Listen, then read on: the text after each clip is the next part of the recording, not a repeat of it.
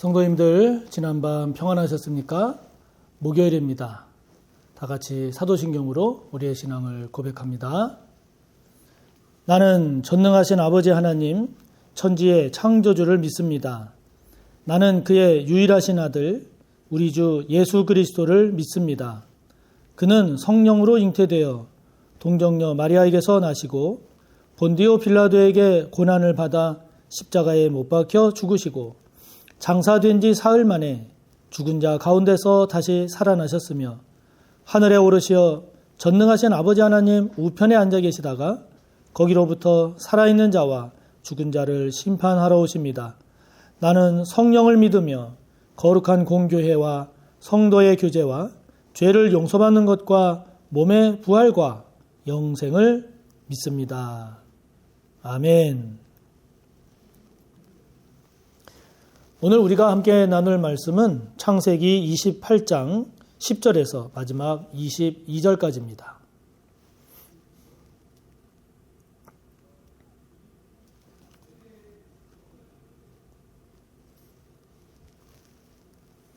함께 봅니다. 야곱이 브엘세바에서 떠나 하란으로 향하여 가더니 한 곳에 이르러는 해가 진지라.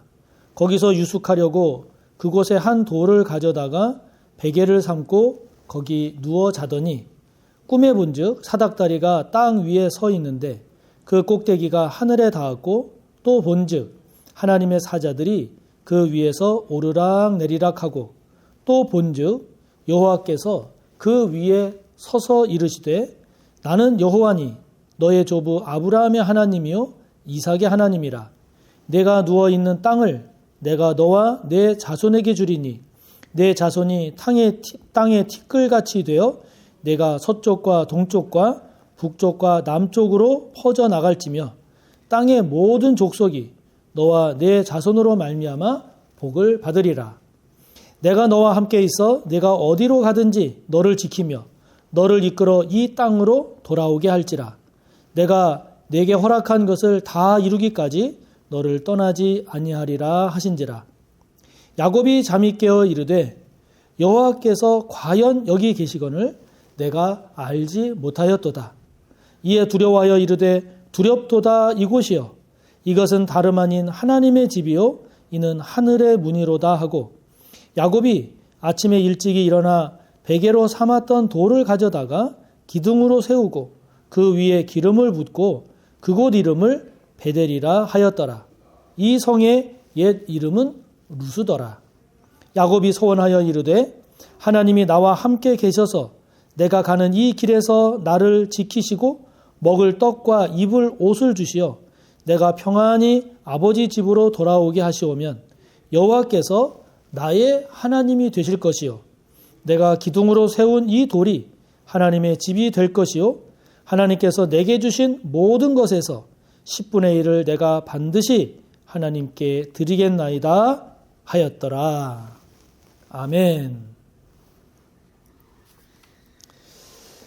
우리가 신앙생활을 하다 보면 각자 가지고 있는 그 믿음의 형태가 다 똑같지 않죠. 좀 다릅니다. 어떤 분은 믿음이 이렇게 가랑비에 옷 젖듯이 천천히 조금씩 차츰차츰 믿음이 성장하시는 분도 있고 또 어떤 분은 아주 뜨거운 또 특별한 그런 경험, 그런 주님과의 만남을 통해서 믿음이 형성되고 또 믿음이 성장하는 그런 경우도 있습니다. 또 어떤 경우는 특별한 경험이 있다기보다는 특별한 경험은 없는데 그냥 삶이 자연스럽게 기독교화 되는 그래서 신앙생활을 하시는 그런 경우도 우리가 보게 되는데요. 어떤 경우든 간에 어떤 형태든 간에 중요한 것은 뭐냐면 오늘 말씀과 연결지어서 우리가 생각을 해본다면 어떤 믿음의 형태든지 그 믿음이 나의 하나님이 고백되는 그런 믿음이 되어야 된다 하는 거죠. 우리가 믿고 섬기는 그 예수님이 나의 예수님, 하나님이 나의 하나님이 되는 그런 믿음, 그런 고백이 되어야 된다라고 하는 건데요. 오늘 본문에 나오는 야곱을 보면 그것이 왜 그래야 되는지를 우리에게 잘 보여주고 있죠.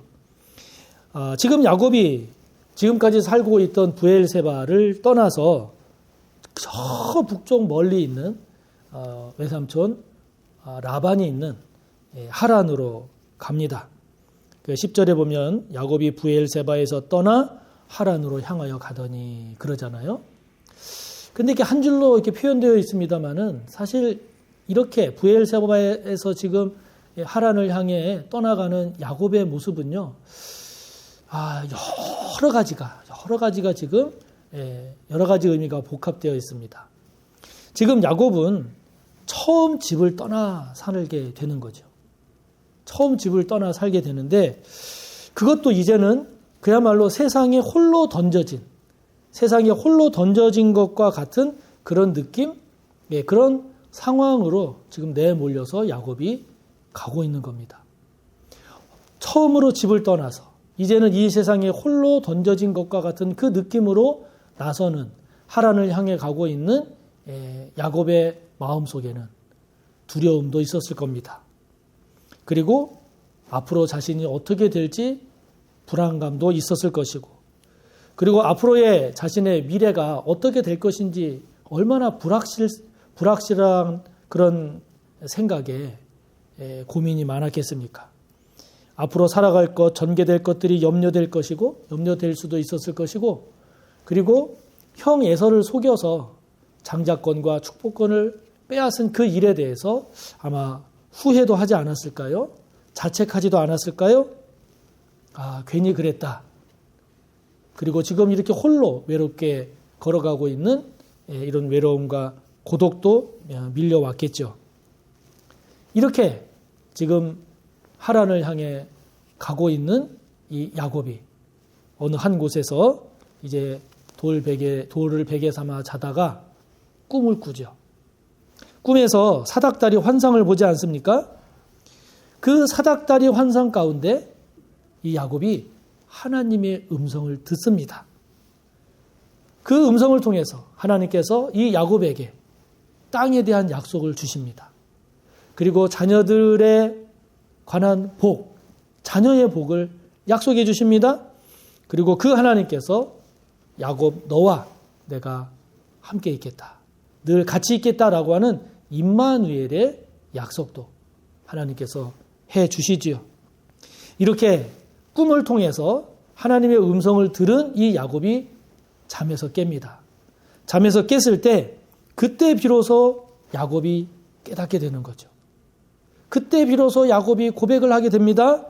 바로 하나님께서 거기 16절에 나온 대로 하나님 여호와께서 과연 여기 계시거늘 내가 알지 못했다. 하나님께서 지금 나와 함께 하고 계시는데 임마누엘의 그 하나님을 내가 그동안 몰랐다. 이제 내가 비로소 하나님께서 나와 함께 하시고, 그래서 21절에 보면 처음으로 야곱이 나의 하나님이라는 것을 고백합니다. 나의 하나님이라고 말합니다. 나의 하나님.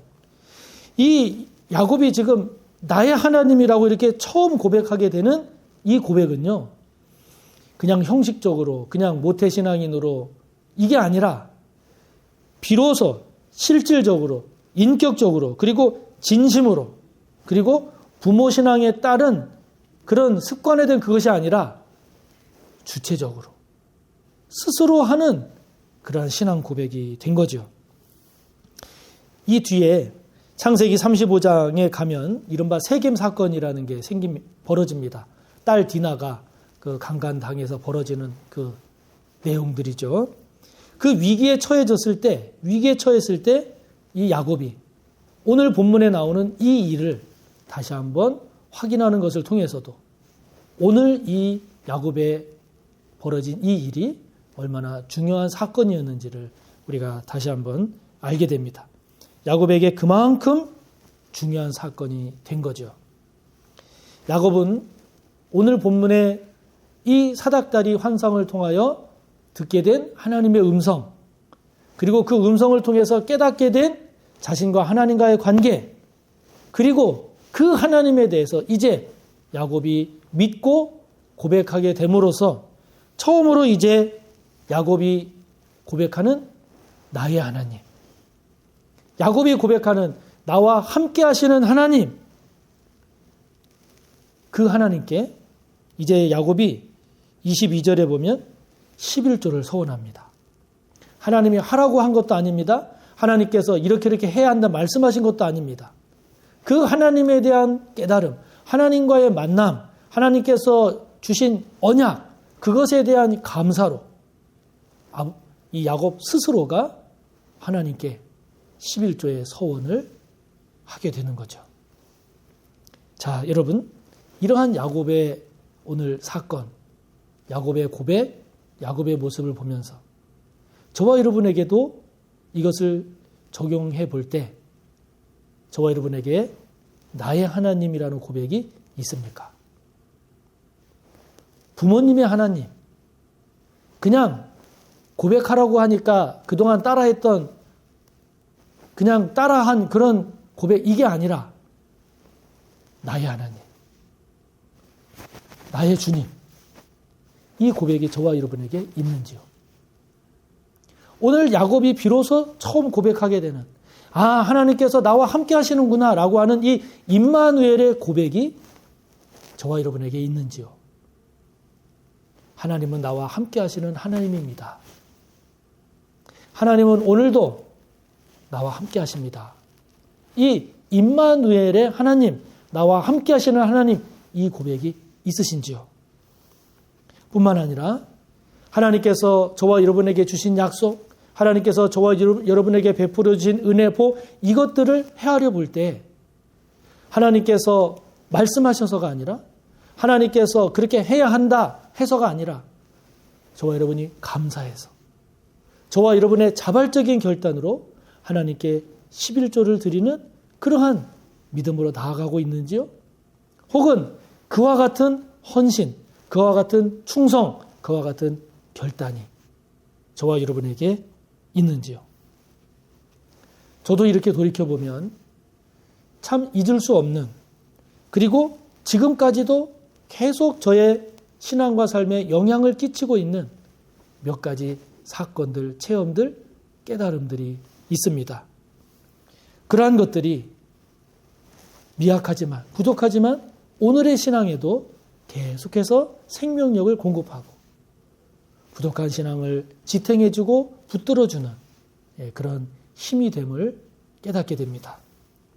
사랑하는 성도 여러분, 우리의 신앙이 형식적 신앙이 되지 않고 또 껍데기 신앙이 되지 않고 또 누구에게 그냥 물려받은 그런 신앙이 아니라 저와 여러분이 스스로 주체적으로 고백할 수 있는 신앙이 되기를 바랍니다.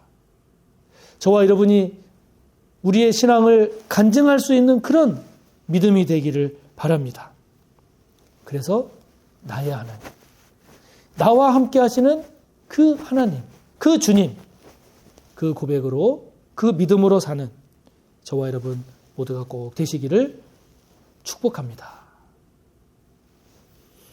하늘에 계신 우리 아버지, 아버지의 이름을 거룩하게 하시며 아버지의 나라가 오게 하시며 아버지의 뜻이 하늘에서와 같이 땅에서도 이루어지게 하소서.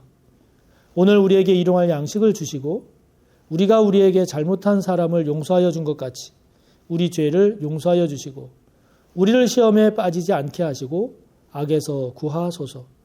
나라와 권능과 영광이 영원히 아버지의 것입니다. 아멘.